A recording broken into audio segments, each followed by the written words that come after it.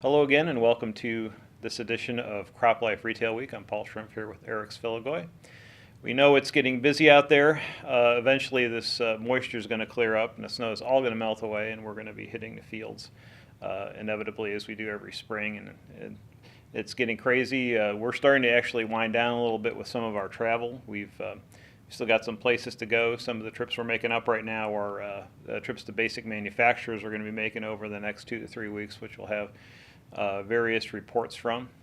I'm going to be in Washington, D.C. again talking about precision agriculture next week and sharing some thoughts with some D.C. communicators, which will be interesting and enjoyable.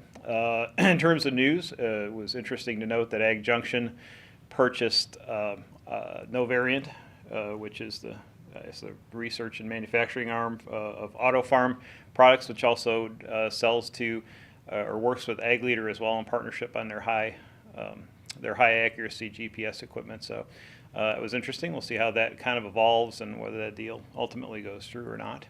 And I think, Eric, you had a couple things to share as well. Sure. Thanks, Paul.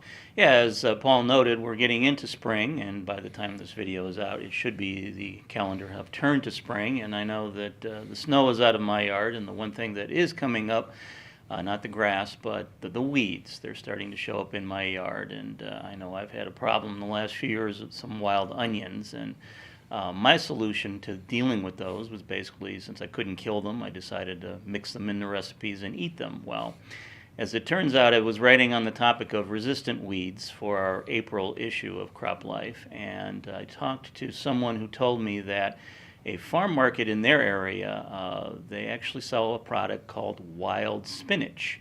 And this person, upon closer inspection, realized wild spinach is nothing more than lamb's quarters.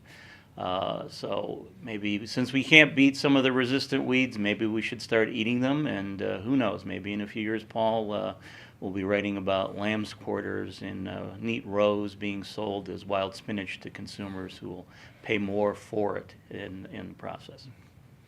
Great, another creative marketing idea. Thank you, Eric. Well, before we go, I do want to share one more thing.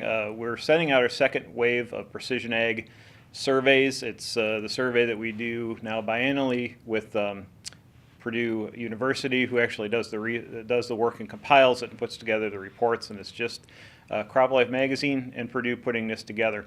If you do get that in your mail, we'd appreciate you filling that out. It does help us to gauge where we are with the precision market, where retailers are in terms of adoption and so forth. So if you could fill those out and send those back, we'd be very appreciative, and the results will come out in the June issue later this year.